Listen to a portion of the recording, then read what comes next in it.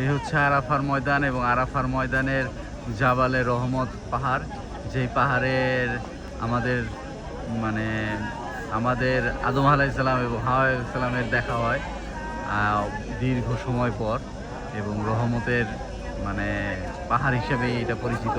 এখানে প্রত্যেকজন মুসল্লি এখানে আসেন এবং দোয়া পড়েন যাতে তাদের জীবন সহজ হয়, রহমতে পরিপূর্ণ হয়ে যায়।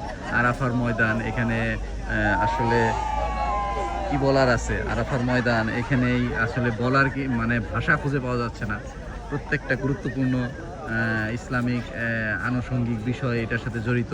এখানে হযরত মুহাম্মদ সাল্লাল্লাহু আলাইহি ওয়াসাল্লাম শেষ বিদায়ে হজে ভাষণ দিয়েছিলেন এখানেই, আসলে যার ফলশ্রুতিতে আমরা আসলে এখানে আপনার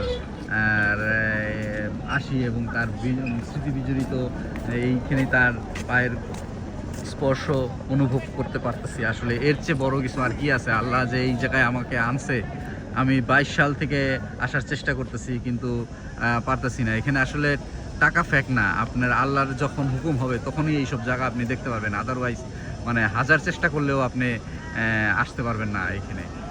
এটাই হচ্ছে বাস্তবতা।